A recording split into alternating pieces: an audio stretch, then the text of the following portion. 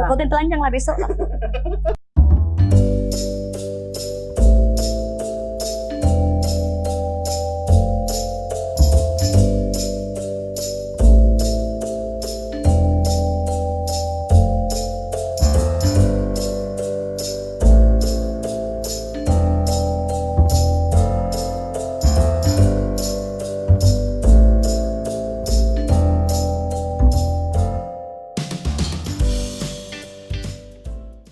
Balik lagi di Cakap Buntal. Agak slow aku ngomong hari ini karena alat baru nih. Sombong amat. Oh, Alat baru. boleh, boleh. Dengan kesederhanaan menghasilkan kreativitas yang maksimal. Amin. Gaya.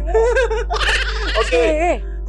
Kembali bersama saya Edo Buntal di Cakap Buntal di programnya Rumah Jurnalis Pontianak, dan nanti kita diwajibkan, ngeri ya di sini nih. Harus ya. Diwajibkan. Kenapa? Karena ketika kita nonton di YouTube Rumah Jurnalis Pontianak, itu sebagian besar esensinya bakal kita sumbangkan untuk gerakan sosial Rumah Jurnalis Pontianak bagi semua yang terdampak COVID-19.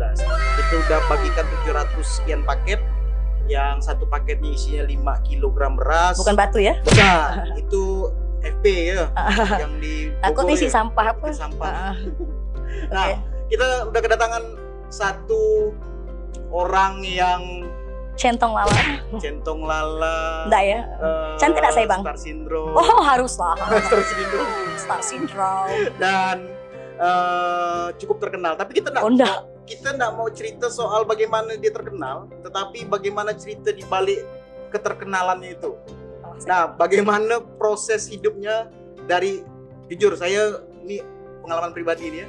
Saya ngefans sama dia nih waktu stand up comedy di, pokoknya ada open mic stand up comedy Pontianak. Waktu itu tak ada pecah, cuma aku seorang yang tawa. Iya. Terus tahu. stand up di Kanopi, itu gak ada acara apa gitu. Oh, di Pokoknya- Kanopi ya. Pokoknya gelap lah waktu itu di situ. Meme diundang jadi stand up komedian. Tak ada pecah, cuma aku seorang yang tawa. Karena apa? Lawakan cerdas tuh beda dengan lawakan boleh ya? Oh, boleh. Boleh. Rintit ya. Lawakan. Nah, Mei, banyak orang yang pengen tahu sebenarnya. Nama asli dirimu tuh siapa, Mei? Mary Mary? Christmas, bukan. Sama Natal apa gitu? Mary RS. RS ya? RS itu apa? Saya Sakit? rahasiakan. Rusak. Memang dirahasiakan. Rusak. Dan kenapa ada daengnya? Apa Karena- karena orang Bugis? Tapi kan daeng kan abang untuk laki-laki gitu. Tapi kenapa menyematkan daeng di belakangnya? Oke. Hanya untuk gelarnya, bahwa biar orang tahu dirimu Bugis atau apa? Gimana? Jadi cerita Daeng tuh sebenarnya bapak saya kan Daeng asli. Nah, selalu jadi permasalahan di rumah antara mak saya yang Banten dengan bapak saya yang Bugis untuk ngasih nama anaknya Daeng di depannya. Sampai bapak berinisiasi anak perempuan kasih Daeng di tengah ya. Misalnya Mary Daeng apa gitu. Tapi mama tetap enggak mau bawa itulah maksudnya ke anak-anaknya. Nah, memang abang-abang jadinya enggak terpakai tuh nama Daeng itu, yang harus bapak kasih Daeng di depannya. Inisiasi bapak untuk ngasih nama anak perempuannya Daeng di tengah enggak terpakai. Nah, sampailah ketika saya tuh satu-satunya anak yang bapak harapkan untuk pakai toga karena abang-abang nama kakak gagal. Terus dia bilang, Mau sarjana aku nih, belum, pada akhirnya enggak. Oke, Ya, pada akhirnya enggak. Jadi ini harapan ya. ekspektasinya sih ekspektasi bapak ke sana ya. Ah. Cuman saya bengal gitu ya, semester 3 bunting. Enggak apa-apa ya dibahas ya. Tidak apa-apa. Saya bukan naik seorang soalnya. Tidak masalah. Jadinya enggak sampai, tapi saya tetap lanjutkan kuliah setelah melahirkan. UT sampai sekarang pun enggak selesai ternyata. Nah, inisiasi untuk bawa nama Daeng itu karena saya ngerasa bapak saya tuh paling bangga ngaku di Bugis. Pokoknya Bangga buke dengan nih, adat budaya ya. buke nih, Oke. pokoknya buke nih gitu. Ketika saya pertama kali naik panggung stand up dan membawa nama Daeng itu sendiri, pelan-pelan kan ada TV-TV lokal yang meliput tuh. Di situ ada Daengnya. Namun kan bapak saya asal kawan lewat, anak saya Meme Daeng, Meme Daeng. Dia bangga karena nyamak kok tak suka pakai Daeng-Daeng ini. Ternyata ada satu anaknya yang anak bapakku nih, Daeng nih gitu. Jadi sampai sekarang tuh kalau ada orang nulis nama saya cuman Meme, saya marah. Daeng, saya bilang Meme Daeng, karena sampai bapak saya mau nutup mata pun, mau meninggal pun dia suka sekali nama itu tuh dibuat gitu. Jadi benar-benar tiba-tiba orang manggil saya Meme, tiba-tiba orang nggak manggil saya Mary, tapi ada Daengnya. Bapak saya ngerasa tuh, walaupun misalnya nggak semua anak saya pakai, ada satu anak saya yang pakai, dan lumayan besar nih circle-nya nih. Dan itu menjadi apa ya, semacam Support sesuatu system. ya, support system yang pertama. Yang kedua itu bisa mengenalkan dirimu sendiri untuk ke orang lain gitu. Jadi orang tuh teringat gitu. Iya. Oh, meme itu yang ada daengnya gitu. Meme daeng, dan itu nama yang menjual gitu. Mudah-mudahan ya. Udah kali. Menjual ke daeng? Menjual lah. Meme daeng itu menjual lah sekarang nih. Oke. Kalau cuman meme kemarin tuh kan Tambah kaki jelek ya. untung E-nya 3. Aduh, sakit. Cukup daengnya G-nya 2 ya. Karena bikin G1 tuh udah pernah bikin Instagram, kehack. Mau tak mau G2. Itu alasannya. Yang penting lebih lemak gitu, daeng. Gitu. Kok cuman G1 daeng biasa aja. Kok Oke, ada daeng itu. nih, aku mau nanya soal bagaimana cerita awalmu masuk ke stand up, kemudian ke dunia MC, dan sekarang bisa nggak kalau disebut selebgram ya? Belum lah. Nggak kena nggak di hati? Kalau saya nggak suka dibilang selebgram. Jadi apa, seniman? Lebih suka komedian. Komedian. Karena berangkat dari sana. Bagaimana ceritanya? Dari awal dari stand up komedian di tahun berapa akhirnya kok gabung ke stand up komedian? Karena banyak teman-teman stand up komedian, bukan Pontianak ya. Beberapa teman-teman stand up komedian misalnya di Jakarta, di Bekasi gitu. Mereka tuh audisi. Komedian tuh pelarian. Pelarian, dan akhirnya berhasil gitu. Daripada walaupun harus berhasil kemudian jadi batu loncatan kan? Ya, jadi batu loncatan. Apakah ceritanya serupa gitu? Kalau saya enggak, kalau saya bilang ini unik karena menuju panggung stand up komedi pertama kali open mic di Pontianak itu di Gulis. Saya tuh jalan pakai motor saya tiba-tiba bannya bocor nih. Pernah kawan yang lagi ada di Gulis. Parli mana? Ban aku bocor. Bisa minta step kan enggak? Aku lagi di Gulis, lagi ada stand komedian. Dia enggak nyebut up, mungkin terlupa ya. Saya berpikir, oh stand jual barang-barang komedian nih. Ya, stand lah ya. Buka stand ada orang ya seniman mungkin buka barang-barang yang jual barang komedian. Saya akan cari lukisan Benjamin karena ngefans sekali. Oh, menduduklah saya nih berdorong sana. Sampai sana saya nengok kok orang ngomong-ngomong tak senonoh gitu ya. Waktu zaman itu tuh belum ada yang teratur benar lah jokes-jokesnya. Nggak saya hiraukan. Jadi nggak saya hiraukan sampailah ada datang Pak Bakar namanya, yang biasa di TB. Pak Bakar duduk depan saya kemudian bilang saya gini. Jadi tanah kita macam mana nih? Oh, Seladen. Seladen dengan suara yang agak besar. Jadi yang harusnya fokus orang ke panggung stand up, jadi pindah ke saya. Ngomong-ngomong tanah seolah-olah kami dua beradik. Pokoknya nyambung lah. Sampai akhirnya mungkin Ipung waktu itu kesal, fokus teman-teman stand up teralihkan ke saya. Dia bilang kon saya naik kan kawan kau ya. Dia bilang siapa nama? Meme bang, tambah daeng. Saya lagi kan. Saya naik lah waktu itu tapi tidak sendiri. Saya tarik Pak Bakar, saya roasting Pak Bakar di situ, pecah. Dan roasting pertama kali ya. Di pertama kalinya open mic stand up comedy. Saya roasting Pak Bakar, saya bilang, nih laki-laki nih, itulah kita nih diangkat bola, dikejar-kejar, dapat ditendang kan, pecah. Dan itu menjadi line up terakhir stand up comedy kemarin. Dan buat kawan-kawan yang belum tahu, roasting itu adalah tingkatan tertinggi di dalam stand up comedian. Karena apa? Karena itu mengulas sisi pribadi seseorang yang orangnya nggak boleh marah. Kayak nyakat lah ya, sampai ya ke akar-akar. Sampai ke akar-akarnya, dan memang itu udah dikomunikasikan terlebih dahulu. Yang mana yang boleh, mana yang nggak boleh. Dan itu paling sulit ketimbang nyusun beat, kemudian punchline, dan biasa kan ada rumusnya tuh perpaduan tuh ya. Setup, punchline, premis, beat. Premis gitu, seperti itu. Nah, itu udah bisa ngerosting di pertama kali dia berdiri open mic. Karena udah tahu nih macam mana nih stand up nih. Ujung-ujungnya saya tarik Pak Bakar, saya sakat dan pecah. Nah, mulai setelah open mic itu diajaklah sama Iam. Apa karena memang skumulator kali? Jadi kalau sehari-hari sih gini lah dia saya ngomong. Tapi memang jadi enggak ada yang dibuat ya. Memang meme-nya asli di Instastory kayak gitulah dia. Kayak gini. Hidupannya pun aslinya kayak gitu. Kayak gini. Karena kan biasa kan kalau misalnya stand up comedian tuh ada persona yang memang dibuat. Misalnya kayak teman saya Arbaur, dia aslinya ndak yang kaku, ndak yang kayak blow on, dibuat persona kayak gitu tapi berhasil. Kalau saya lebih ke udah keseharian yang diangkat, karena ketika belajar stand up kan kita harus punya persona nih gitu. Bisa dibuat, bisa impersonate orang ataupun bisa dengan kita sendiri natural. Saya lebih bawa ke natural, dan bahan-bahan yang saya angkat untuk pertama kali stand up pun bahan-bahan tentang kejelian saya.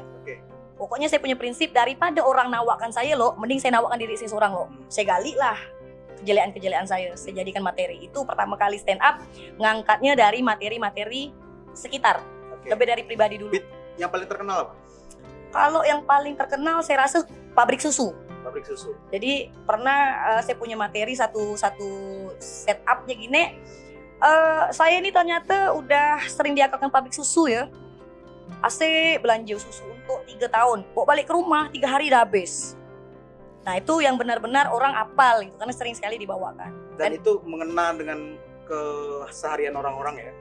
Karena itu sih sebenarnya hiperbola. Cuman kalau yang keseharian kayak yang misalnya saya ini saya kemarin kawin cukur alis. Nah kata nenek saya kalau orang perempuan cukur alis sampai habis bisa nengok tuyul. Dan benar malam pertama saya nengok tuyul. Nah hal-hal yang benar-benar diangkat dari kisah nyata, kemudian dari yang terdekat, itu yang saya angkat ke panggung stand up comedy Pontianak. Oke, itu di stand up comedian. Sebelum itu di zaman masa keemasan di SMA, aku dapat informasi nih, searching lah ya, dan tanya-tanya kawan-kawan. Masa SMA tuh masa-masa SMP SMA tuh banyak agak kelamnya lah, Pasti ketimbang manisnya. manisnya. Bisa nggak diceritakan? Kalau SMP alhamdulillah lumayan manis ya. Saya dulu sekelas sama Indah Galinda yang sekarang udah di nasional. Indah Galinda tuh teman dekat saya di sekolah. Saya sering ranking bang, ranking 1, pukul rata ranking 1 lah rata-rata. Juara umum pernah. Masuk SMA, saya salah masuk sekolah karena tipikal saya ini lebih suka berkawan dengan yang B aja gitu, maksudnya yang selior. Saya masuk SMA 4 dengan lingkungan yang ternyata yang bermobil ini kelompok mobil gitu, yang bermotor udah kita ya nih gitu. Saya tak betah, saya belet AC. Belet tuh bahkan sampai ke Jongkat ya bang ya. Jauh ya? Jongkat Beach waktu itu. Pas buka. Bekal bantal, bekal tikar. saya pasti belet ke sana. Ujung-ujungnya fokusnya ndak agi ke sekolah, dikeluarkan lah dari SMA 4. Itu shock mak bapak saya. Ndak SMP anakku ranking nih gitu kan. Apa SMA drop gitu ya? Apa dibuat ini? Ujung-ujungnya saya pindah ke SMA Ki Hajar, Dewantara. Yeah. Sekolah 45 balik, pergi jam 4 balik jam 5. Dan di sekolah itulah baru pertama kali saya lihat ada pengumuman tidak lulus uang kembali. Cantik aduh. Nah, saya sekolah di situ. Di depan. Di Gapura itu. Nah, tidak lulus uang kembali. Saya sekolah di sana. Nata Kusuma kali aja, Nata Kusuma. Jalan Apel. Jalan Apel. Dia kayak kalau saya bilang kawan saya, dulu kok saya mana Laskar Pelangi, saya bilang. Karena mirip sekali bangunannya. Tidak ada IPA IPS, hanya kelas 1 2 3. Kemudian kalau bangku enggak cukup, saya kan sering datang lambat. Bangku enggak cukup, saya dorong motor. Saya baring di motor, saya nulis di atas motor. Oke. Tapi apa yang saya dapat dari SMA Ki Hajar, momen. Bahwa kami satu sekolah itu adalah merasa kami diselamatkan oleh SMA Ki Hajar karena dikeluarkan dari sekolah masing-masing. Ketemu Reja Darwin yang dari SMA 1 kena keluarkan. Ketemu orang baru kena keluarkan dari sekolah ini. Kami itu semua anak-anak keluaran dari sekolah yang bilang kami ini nakal. Sampai pernah guru ngejat saya, alay habis-habis jadi SPG ya aku nih. Di SMA Ki Hajar tuh kami benar-benar ngerasa aja nih gitu. Benar-benar sekolah sampai hujan lebat pun saya bantai sekolah. Karena apa? Ketika kawan-kawan enggak berokok, kami mulai drama, curi rokok. Ini sekolah nih, tembaga listriknya. Kami matikan langsung kontak. Untuk beli rokok. Jadi benar-benar seru sekali. Guru cuman benar-benar ketika selesai di sekolah itu tuh sayang gitu. Sampai pernah saya bikin satu tulisan di Facebook tuh buat kenang-kenangan. Nah, sekolah itu sekarang rata. Udah enggak ada lagi sekolah. Tapi momennya banyak sekali di sana. Dan kadang di SMA itu bukan guru killer pelajaran dapat juara di salah satu mata pelajaran ataupun juara umum di kelas misalnya gitu atau di sekolah, tapi memang kawan-kawannya yang bisa bikin kita lingkungan bang stay, kemudian bisa bikin kita semangat gitu. Nah, pelajaran penting apa selain momen ya? Pelajaran penting apa yang Meme dapatkan di Ki Hajar tuh yang sampai sekarang Meme bawa? Apa ya, kalau di Ki Hajar tuh gini, kebersamaannya ya, momen tadi terus kebersamaannya. Kalau di Ki Hajar tuh benar-benar kami di Ki Hajar Meme ranking 1, Reja Darwin tuh ranking 2. Sekarang sama-sama di satu program kan, kayak sebenarnya satu, sekolah sejelek apapun, sekecil apapun tetap akan ada nilainya. Dulu kan kita berlomba-lomba, aku harus masuk SMA ini nih, aku harus cukup nih. Kok nggak cukup depresi, karena malu masuk sekolah swasta. ternyata sekecil Ki Hajar dan sekumal Ki Hajar tuh benar-benar bisa bikin kayak dulu Ki Hajar belum pernah dapat piala satu pun. Kami ikut lomba band, kami bentuk band, Ki Hajar dapat piala gubernur. Jadi tuh kayak sebenarnya yang kecil pun bisa kita besarkan gitu kalau kita sama-sama gitu. Kalau di SMA 4 saya nggak dapat karena memang di kota-kota nih. Oh pakai Samsung Ericsson, udah geng Samsung Ericsson tuh. Kita pakai HP center, udah mengikat getah HP itu kan zaman dulu kan, udah kita geng itu.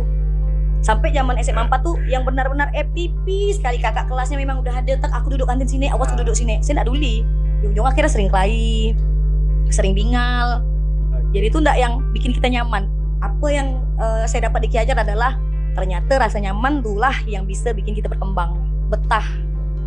Terkadang di SMA, ada satu cerita yang sampai hari ini tidak bisa kau lupakan, yang benar-benar sangat kau ingat sakitnya atau lucunya atau benar-benar mengesalkannya. Apa? Kalau SMA 4 sih itu ya, saya kurang dihargai. Yang di Ki Hajar, kita bahas Ki Kalau Hajar. di Ki Hajar, kalau kesal, saya tidak pernah kesal sekolah di situ. Yang paling mengesankan tuh ketika kita numpang ya sekolah. Tapi banyak sih momen-momen yang kayak misalnya sekolah itu kan seadanya tuh. Besok dikasih pengumuman, kita olahraga ya hari Jumat ya. Baju olahraga Pak, terserah. Saya pakai legging tak kena marah. Kalau saya pakai lepis tak kena marah. Dan apa yang bikin saya kesal, sekali saya datang ke lapangan, kita main apa Pak? Poli. Ring poli. Mau pakai legging mau Main poli ya. Ya. Ring poli tuh. Net ya. Pakai tali rapiah. Oke. Olahraga apa nih ya? Pakai tali rapiah. Banyak lah momen-momen yang Pak, kita ngapa ada pelajaran komputer? Pak, kita tak punya lab. Oh, kita di warnet. Apa yang terjadi? Budak main game semua. Tapi tuh dari situ ternyata memang banyak sekali hal-hal yang saya dan kawan-kawan tidak dapatkan di sekolah lamanya, dapatnya di situ. Sekarang tuh Bang, semua budak-budak Ki Hajar jadi Bang, dokter, brimob rata-rata. Kami ya gembel nih. Gembel tapi terkenal. Udah berapa? 98.000. Wih Bang. Baru follower 21.000. 21.000. Baru 21. Jauh wis 8 ya. Amin lah. Amin. Diaminkan lah. Amin. Buat konten telanjang lah besok. Nah, itu tadi kita cerita soal bagaimana masa-masa SMA dan mencoba ke jalur stand up komedian. Ada yang hilang sebenarnya di masa-masa transisi sebelum jadi stand up komedian, masa-masa kuliah yang walaupun tidak selesai ya. Bagaimana proses dirimu akhirnya mendapatkan pendidikan? Apa yang paling kau perjuangkan lah pada saat itu? Oke. Kalau misalnya kuliah aman-aman aja di stand up ya. Saya tuh stand up tuh ketika awal-awal masuk kuliah. Jadi sambil kuliah tuh memang udah di stand up komedi. Nah, setengah perjalanan waktu itu benar-benar lagi euforia stand up comedy itu lagi naik benar. TV lokal banyak yang meliput. Kemudian kami punya satu program yang baru pertama kalinya saya secara besar fotonya itu terpampang di depan Ayani Mega Mall. Besar tuh. Pokoknya kalau keluarga saya lewat, penggunaan saya tuh gitu ya. Tiba-tiba saya MBA, Merit by Accident. Tapi tetap akan masih kuliah. Kemudian hal yang saya putuskan adalah enggak apa-apa, saya kawin walaupun saya kehilangan 1 tahun momen untuk berkecimpung lagi di dunia stand up. Walau ada momen saya maksakan tengah perut besar, itu semua melarang, jangan naik nama baik, semua melarang saya untuk naik. Di umur kandungan yang 6 bulan kalau nggak salah, saya tetap naik di KFC dengan perut besar habis USG. Malah saya bikin materi saya hamil jadi satu penampilan yang benar-benar ternyata pecah. Jadi tuh kawan banyak yang jangan usah naik enggak usah orang tuh tiba-tiba nengok kau hilang, kiranya kau kemana, kau naik tiba-tiba perut kau udah besar itu. Bos saya tidak peduli, maksudnya saya lah orang yang ketika pre-wed perut saya nampak besar, kemudian ada orang komen, Kak kok gendutan, saya bilang hamil. Saya tidak akan pernah nutupkan apa yang terjadi di saya karena saya ngerasa bukan saya pertama kali yang mengalami ini. Dan kenapa banyak orang yang malu ya ketika dia merasa bahwa itu aib? Apa karena kita tinggal di Indonesia, Pontianak gitu? Apa karena itu? Saya nggak ngerti Bang, ini mungkin ya ada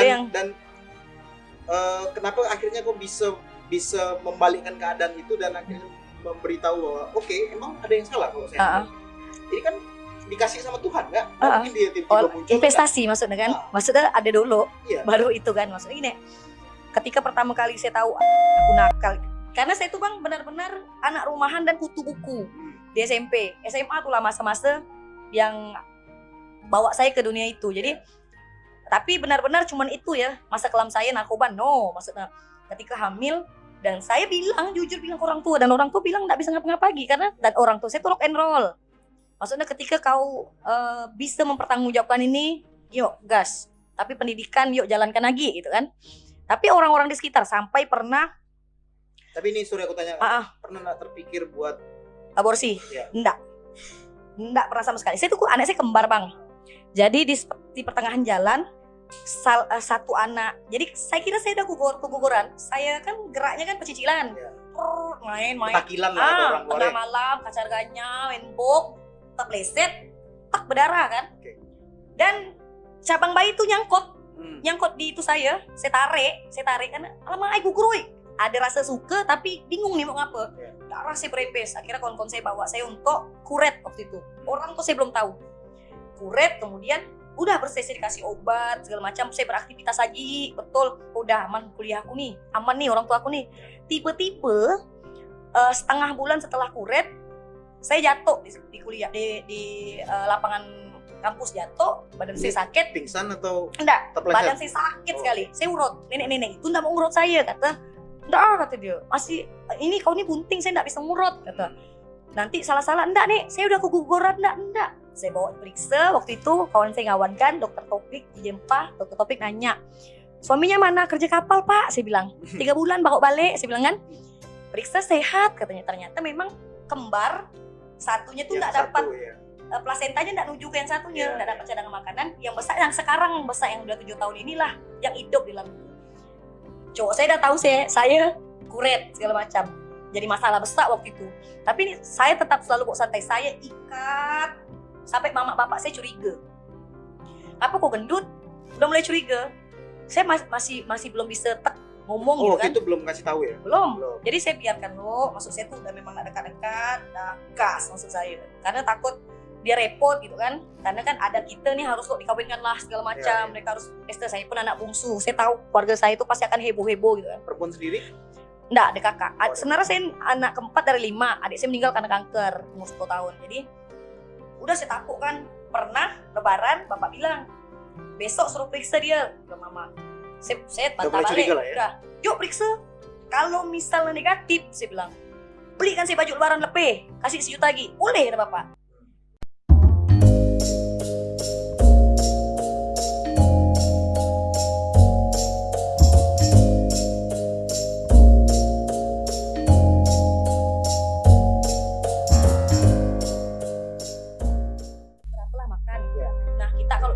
Cari duit itu untuk kepentingan kita lah. Dia saya tinggal di rumah mertua dan saya tidak pernah bilang mama bapak saya kalau saya lagi susah, lagi sedih, lagi pengen balik Pontianak, saya tidak pernah bilang. Dan orang tua saya sampai hari ini tahu saya di Mempawah tuh hidupnya senang sekali. Karena saya dengan suami bilang tanggung jawab aku sebagai suami walaupun masih umur 19 tahun ya Bang ya. Takutnya nanti keluargaku ngerasa aku tidak bisa kasih kau makan, aku tidak bisa nyenangkan kau. Udah, setiap mama kau telepon, kau bilang kau senang ya. Pernah saya kan makan Melayu benar, sedangkan mama mertua tuh Chinese mualaf dan bapaknya tuh Hindu mualaf. Jadi makanan dia yang kayak daging tuh cuma daging goreng, sedangkan saya ini asam pedas nih kemana-mana dan ini liur nih. Nggak bunting pula, saya pengen nelpon mama dan nggak pernah kesampaian. Kalau mama saya nelpon, mana katanya, lagi apa? Lagi santai-santai mak. Jadi memang rame itu dari keluarga ya? Meme daeng yang rame, bapak yang saya pecah. Tuh, kalau suara saya tuh lebih kayak bapak saya. Bapak saya tuh kalau manggil mak saya kayak keluarga dua keluarga tuh kelahi. Kayak dari rumah ini ke ujung sana. Makan ke bulungan daku, udah pasti bapak. Itu bapak. Kalau mama saya kan Banten kan, ulah gandeng, pantai kuaing siaknya, lebih jadi beradu. Nah jadi tinggal di Mempawah 4 tahun di rumah mertua. Dari yang mama mertua saya itu kayak yang masih belum membesar hati punya menantu, sampai yang benar-benar sayang sekali, sampailah lahir anak itu. Nah, tanpa suami nih, suami balik weekend, Sabtu Minggu balik. Bapak saya nanya, seorang-seorang ke ramai pak, keluarganya ngawinkan saya pak, ramai pak. Jadi bapak, mama saya tuh ngerasa aman ya? Senang anak di Mempawah. Padahal kawan-kawan stand up tuh Tommy, Eja, pernah ke Singkawang lewat datang libur. balik stand up lame. Karena kan memang anak saya lahir pun punya masalah kan di pernapasannya. Akhirnya anak saya koma, setengah bulan masuk ICU. Jadi itu benar-benar titik terberat. Kia. Titik terberat tuh setelah kawin dan pindah ke Mempawah, karena kan senyaman-nyamannya kampung orang lebih nyaman kampung seorang. Betul. Dan menyesuaikan sebagai ibu muda. Yang akhirnya kecerobohan saya tuh bawa anak saya sampai putus daging hidungnya. Sampai banyak sekali orang bilang anak saya. Cuman ya, hal yang paling sedih itu bang, ketika anak saya itu selalu dibilang korban orang tua.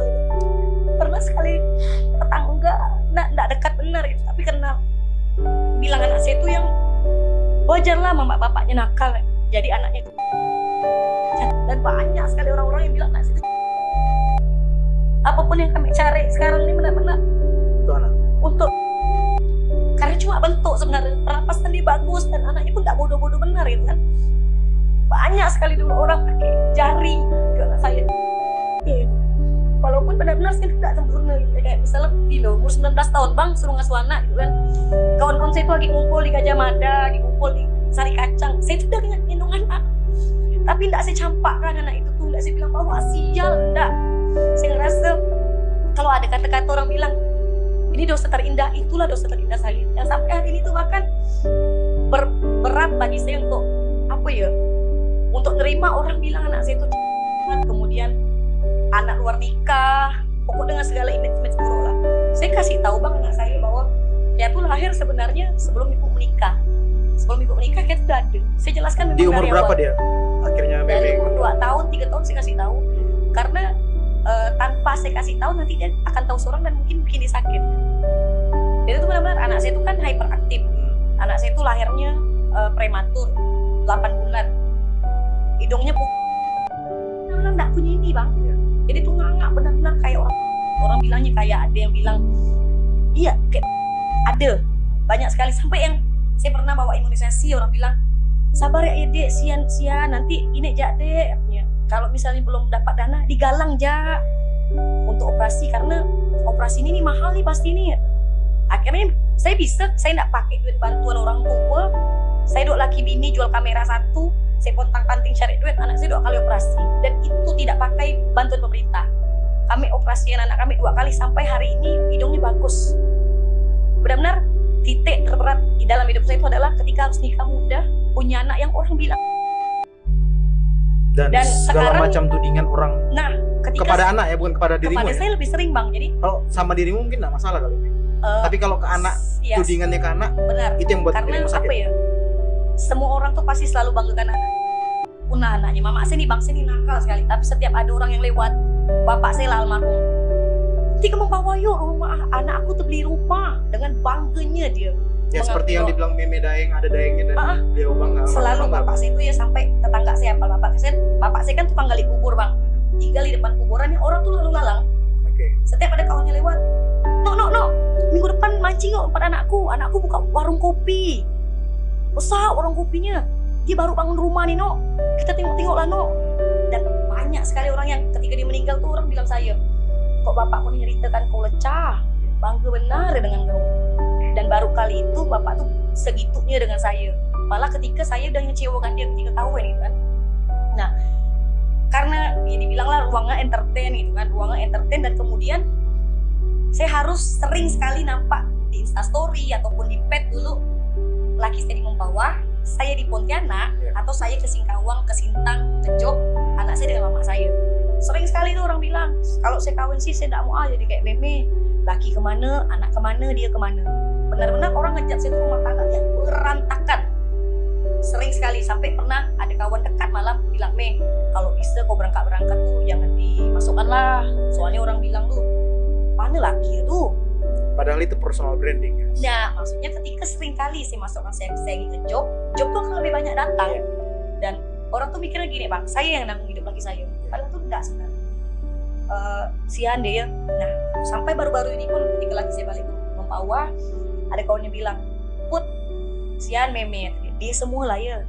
Yang segitunya, aku nggak tahu latar belakang laki saya itu sekarang apa yang dibuat, apa yang dihasilkannya, karena di pekerjaan laki saya nggak perlu ngekspor itu. Kalau kalau saya memang perlu. Memang harus bikin personal branding Ya. buat itu. Oke, kita bakal sambung lagi perbincangan kita di Cakap Buntal masih dengan Meme Daeng. Jangan kemana-mana, tetap sama Cakap Buntal.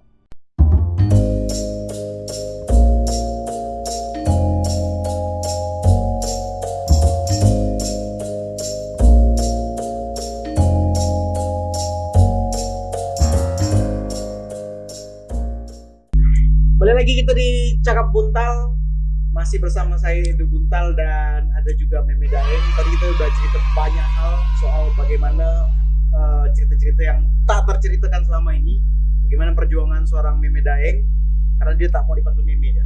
Meme harus Apalagi ada dipakai. K-nya belakangnya sakit tuh. Memeka lah. Dan E-nya cuma 2. G-nya aja yang 2. G-nya 2 ya. Nah. E-nya 2, G-nya E-nya 1, G-nya 2. E-nya 1 ya. Oh, G-nya 2. Meme Daeng. Biar ada gitu lah. ada petikannya. Meme Oke. Daeng. Meg, kita bakal bicara soal bagaimana tahun kesuksesanmu tuh katanya 2019. Meledak-meledaknya seorang Meme Daeng itu di 2019. Hampir sama dengan beberapa YouTuber yang terkenal di Indonesia atau selebgram yang terkenal di Indonesia itu meledaknya tuh di 2019. Walaupun memang 2018 tuh udah mulai panen. Berkarya lah ya. Udah mulai terkenal, udah mulai orang banyak tahu, kemudian endorse seperti itu. Tapi 2019 tuh kalau kita lihat insight dari Instagram tuh itu meledaknya memang di 2019. Iya, benar 2019 ya. Apa yang menjadi titik tolak akhirnya itu bisa sebesar itu nama seorang Meme Daeng? Kalau saya ngerasa sih 2019 tuh karena memang momen Instagram tuh memang lagi meledak-meledaknya ya. Bukan karena si ibaratnya lah selebgramnya. Karena memang 2019 setelah pet hilang, kemudian Twitter agak ditinggalkan, Instagram tuh benar-benar ketika dia punya Insta story itu mulai ramai dan itu bisa menjadi ladang duit orang lah minimal. Nah, kalau saya ngerasa saya tuh orang yang paling berdarah naikkan followers. Benar-benar naik tuh lama sekali. Bahkan untuk swipe up kan 10.000 kan. Itu tuh dapatnya 2019. Jadi lama, ndak yang tiba-tiba kan biasa tuh ada tipe selebgram ataupun influencer yang meledak tiba-tiba ramai tuh. Dan 10.000 di 2019, di akhir 2019 langsung 20.000. 20.000. Jadi 10.000 hanya dalam setahun. Lama kalau saya bilang, Bang. Bukan naik dari 8.000-an ke 10.000-an itu kan setahun. Dari 6.000 ya, 2018 tuh 6.000-an. Kemudian 2019 mulai 20.000. 20.000 itu pelan-pelan tapi enggak yang bikin sering ramai itu adalah ketika saya gunakan konten Q&A. Jadi di awal-awal tahun kalau enggak salah 2019 saya gunakan konten Q&A, open tanya jawab. Saya jawab pertanyaan-pertanyaan orang tuh dengan cara saya. Nah, orang yang kena dengan konten-konten gitu di-repost, yang nge-repost teman-temannya follow. Di-repost lagi sama orang, kontennya follow. Datangnya dari situ. Ditambah lagi kemarin saya kan lagi ada di Rumah Mimpi. Jadi bisa jadi orang yang nonton saya di Rumah Mimpi pengen tahu lebih dalam mungkin ya follow lah Instagram saya. Nah, kalau misalnya di Instagram tuh benar-benar bonus sampai bisa endorse, bisa visit store, kontrak dengan beberapa brand itu tuh bonus yang benar-benar enggak digarap. bukan yang utama dan dipersiapkan. Enggak. Jadi enggak pernah ada persiapan apapun untuk mengendorse. Jadi itu ceritanya benar-benar ketika ada tawaran, Kak bisa minta promosikan makanan saya enggak? Sini lah makanannya. Ya udah enggak ada bayaran, enggak ada apa-apa, saya promosikan. Walaupun orang tanya, Kak rate-nya berapa? Enggak, sini aja. Pada akhirnya nyusahkan saya tuh. Saya okekan, saya entah kemana-mana, makanan tuh datang basi, saya beli makanan tuh gantinya. Ujung-ujungnya udah, tak ada sirau kan mengendorse tuh. Karena kemarin tuh 2018 ke 2019 itu fokus bikin materi stand up pengen show tunggal. Jadi benar-benar garap itu terus setiap malam tuh nambah one day one beat lah pokoknya. Nambah. Tiba-tiba ketemulah sama kawan ya. Dulu pernah Cece jadi admin lah. Kayaknya kalau misalnya aku ambil endorse nih, ramai kali nih karena di Instagram tuh kan ada fitur pesan tersimpan tuh. Saya buka penuh orang, Kak endorse berapa. Saya bilang, saya coba bikin satu jawaban, kemudian saya copy, saya kirim semua. Kalau mereka memang mau endorse, saya arahkan ke kau ya, ke nomor kau. Kita bagi sekian persen. Dibalas lah. Dan meledak. Langsung ramai. Langsung saya dapat visit. Kak nanti visit toko aku ya, dan sering. Dan jadi benar-benar mata pencarian. kayak mata pencarian lah. Jadi tanggung jawab yang besar benar. Bangun tidur celik mata, Kak hari ini kita ke Mitra Jawi, Kak hari ini kita ke sini gitu. Dan mulai ramai. Kemudian benar-benar tiba-tiba ada satu toko yang mengontrak sekian bulan dengan nominal yang benar-benar tak terbayang. Bulan pertama tuh bersih benar-benar 12.000. Satu bulan tuh bersih udah dengan bagi dengan admin segala macam itu 12.000. Saya bilang, "Mak ini banyak nih." Saya bilang, apalagi kalau digarap bagus-bagus nih. Cuman memang jadi pekerjaan baru ya. Nah, jadi ladang baru tapi tidak meninggalkan ladang yang lama. Saya akan tolak visit ataupun endorse ketika saya MC karena lebih suka di panggung daripada pergi ke toko orang, kemudian ngomel-ngomel nengok barang orang gitu. Tapi semakin kesini, malah semakin kesini saya agak malas biasa. Kayak yang tak mudah, jenuh ya? Jenuh karena gini, walaupun duitnya lumayan kan. Tapi kan biasa kan orang bilang enak ya jadi selebgram gitu. Misalnya nge-review makanan, dapat makanannya, kenyang, dapat duit pula. Sebenarnya nyawa gak nih bang? Saya pernah muntah melilah pernah. Kemudian kolesterol pernah. Mas men hajar ya makanan nih. Enak, muntah. Pernah. Jadi tuh makin udah beberapa bulan tuh kayak yang dah lah letih rasa. Nak terima. Biasa kan orang ngirim baju. Saya nak pakai baju tuh, nak foto pun rasa malas biasa. Nah, tapi kesininya saya enggak punya admin lagi kan. Admin saya ada kerjaan baru. Udah saya garap seorang yang semau saya biasa tuh. Kadang misalnya akhirnya bisa memilih mana yang disukain ya? Karena memang dari awal mengendorse pun memang itu enggak prioritas. Prioritasnya adalah MC sama konten. Oke. Bicara soal MC tadi udah di-mention soal MC. Banyak orang yang tidak tahu apa riders. Mungkin kawan-kawan yang nonton Cakap Buntal enggak tahu riders tuh sesuatu yang dipersiapkan oleh penyelenggara ya atau penyelenggara khusus buat talentnya atau orang yang akan manggung seperti itu. Bisa vokalis band atau grup bandnya ataupun MC-nya sekalipun. Riders semua apa? Sampai yang wajib ada. Sampai hari ini enggak ada. Sampai hari ini enggak ada. Berarti Star Syndrome tuh bohong ya? Mudah-mudahan bisa jadi benar. Tapi sekarang kayak udah jadi brand image ya. Banyak kawan-kawan saya yang ngetek kemarin ulang tahun kan ngetek selamat ulang tahun Star Syndrome gitu. Karena kan saya orangnya suka ngagi-ngagi kan. Dikatakan Star Syndrome udah saya ngagi kan. Saya jadikan nama Instagram sekarang. Tapi apapun enggak ada. Misalnya kayak aqua atau permen, enggak ada. Buah misalnya. Enggak ada. Sampai hari ini enggak pernah ada. Boleh tanya IO Pontianak lah. Enggak ada. Alasannya apa? Atau memang enggak mau atau enggak penting atau gimana? Saya belum butuh. Oke. Mana tahu nanti misalnya. Bahkan sampai saya MC ke Semarang pun saya tidak pernah minta apa-apa. Di Semarang tuh saya 3 hari MC dan pindah-pindah tempat. Ditanya, saya harus siapkan apa ya buat Mbak Mei? Enggak usah, slow ya. Saya bilang. Udah malah saya misalnya tidur segala macam tuh yang enggak milih kamar. Saya tidur dengan kru dan bantu kru bungkus-bungkus kado waktu di Semarang. Maksudnya ketika saya tuh suka dengan hal itu udah enggak ada ragam lain gitu. Kalau untuk riders enggak ada, suka. Senang mengerjakannya ya. Senang. Apapun bakal dikerjain. Saya tuh pandai rindu panggung. Sekarang kan lagi pandemi gini kan memang benar-benar pengen sekali MC lagi gitu Pak. Kayak memang itu tuh apa ya? Memang kata orang bilang apapun yang kita sukai kemudian dibayar pula itu tuh memang benar-benar bikin kita senang. Jiwamu juga di situ ya? Di situ. Oke. Banyak orang bilang bahwa menjadi seseorang yang tampil di layar handphone jadi endorser, selebgram misalnya, atau orang yang nge-MC, gampang kerjaannya ya, cuman ngomongnya banyak baca dari mana, baca caption di mana, kemudian dikumpulkan, terus dia cuma ngomong. Coba tolong bantu aku untuk membantah bahwa itu susah. Ngajak kawan ya ente ya. Tolong bantu aku menjelaskan sama semua orang yang nonton ini dan siapapun yang bakal nonton ini bahwa kerjaan itu tuh susah. Ada waktu mood. Ada waktu yang benar-benar kita butuh sendiri. Kalau di beberapa kawan-kawan saya yang MC ataupun kawan-kawan saya yang motivator gitu, mereka punya jam ritual. Dia tak boleh diganggu sama siapapun sebelum dia manggung misalnya. Nah, tolong dijelaskan, Mi.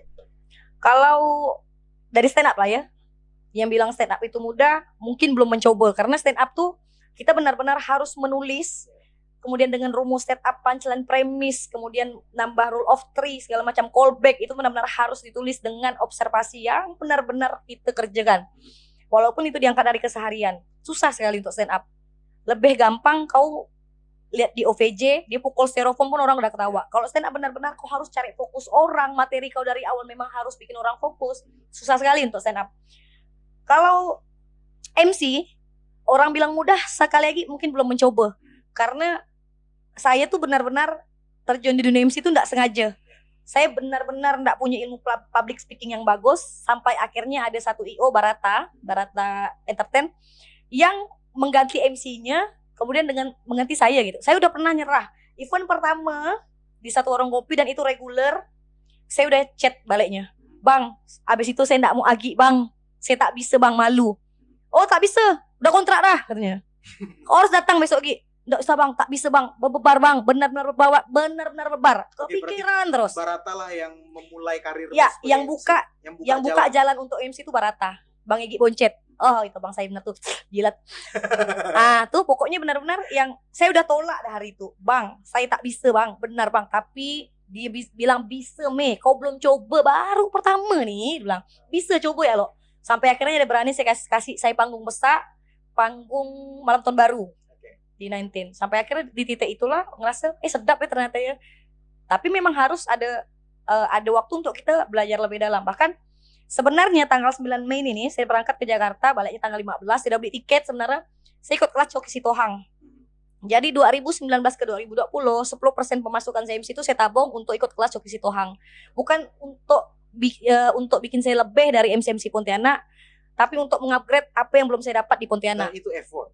Nah, kemudian ketika saya berpikir, kalau misalnya aku belajar di Coki Sitohang, kemudian dari hasil MC pula gitu kan, salah satu ini mengubah mindset orang biasanya MC pecah kemudian dengan apa adanya. Nah, Kibek ya, yang Kibek Pro tuh pernah bilang sama saya, dulu saya nggak pernah mau ambil MC kau nih. Dia jujur, kamu pula, karena nggak cocok kalau bar lebor gitu kan. Ternyata ketika dibawa ke yang formal ataupun ke yang tutur katanya harus serius bisa, dia bilang. Akhirnya sekarang melekat, dan itu yang pengen saya pelajari.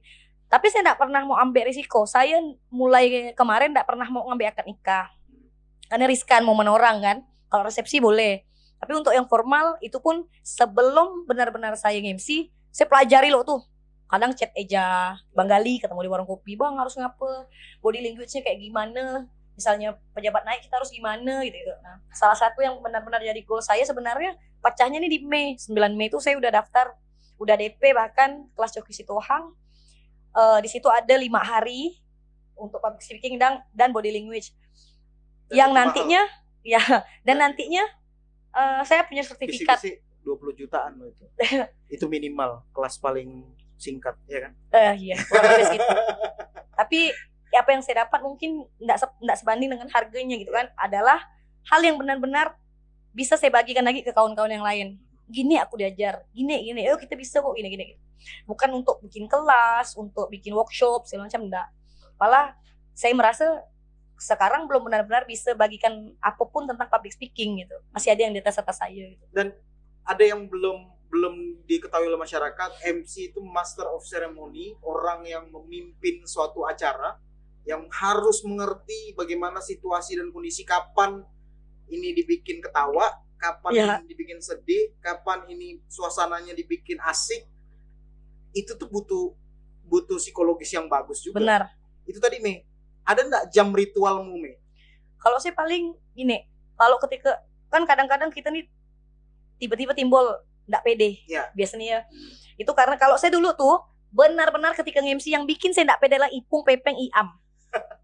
Ketika dia bertiga lewat saya udah mulai bebar. Habis aku dikata dengan budak nih, habis aku dievaluasi budak nih. Itu selalu tuh MC di mall dia lewat, habis mati aku nih.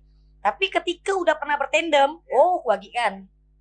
Saya makan Bang Iam, saya makan Bang Ipung, saya agi kan Bang Pepeng, kayak yang memang ternyata harus ngerasa loh baru benar-benar itu. Kalau misalnya pertama naik panggung yang misalnya di depan ada gubernur segala macam, udah tuh Yasin ya enggak sempat. Bismillahirrahmanirrahim. Pokoknya yang benar-benar sebelum naik panggung. Tapi untuk ritual-ritual yang biasa kan ada orang yang butuh, jangan kacau loh, aku mau dengar lagu, enggak. Pokoknya saya berdoa benar-benar kayak biasanya kayak keru, tiba-tiba keru gitu kan. Tiba-tiba lagi bergurau, tiba-tiba takut.